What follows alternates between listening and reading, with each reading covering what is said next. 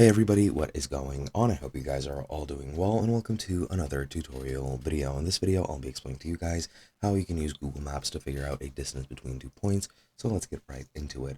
Now, I'll be showing you guys how you can do this on the PC version since it is the most, well, let's say fitted for this. It's the most comprehensive and you can figure out your distances in a couple of different ways. If you're on the mobile version, you just need to search for the directions, and when you find the directions to your destination of your choice between your starting and end point, you will automatically be given a distance estimate as well.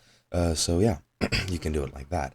But on the PC, what you can do is pretty much the same. You can choose directions from a certain point and directions to a certain point, for example, such as this, and it's going to show you the route and it's going to show you the distance once you hover over it. In this case, it's 0.2 miles, but there is also another way which you can use. So, for example, let's say here on the Flatiron building, or let's say I select this here spot in Madison Square Park, I'll choose measure distance, and now that's going to set my start point. And let's say I want the distance from Madison Square Park from the southeastern corner to the northeastern corner, or rather, no, uh, I'm not gonna do that. I now forgot where my point is. Okay, it's there. Let's say from the southwest corner of Madison Park all the way to, for example, the Rockefeller Center. So I'll just click on the Rockefeller Center. Originally, this is gonna show me the aerial distance between these 2 points. In this case, it's 2.16 kilometers, and it is divided into segments such as 0.5, 1, and 1.5 kilometers before it finally makes it to 2.16.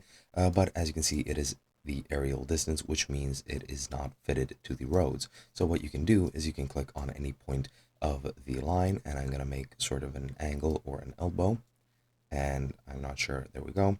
I'll just drag it like this, and I'm going to place it there on the junction, and I'm going to move the endpoint over here to the Rockefeller Center.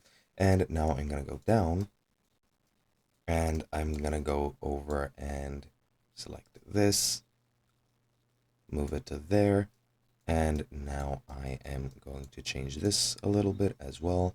I'm going to add a new point, for example, like this. And now, as you can see, the final distance is over here, 2.5 kilometers, and that is pretty much it. And it'll show you the total distance down here in kilometers or in miles, and that's all there is to it. Hope you guys enjoyed, and I'll be seeing you guys in another video.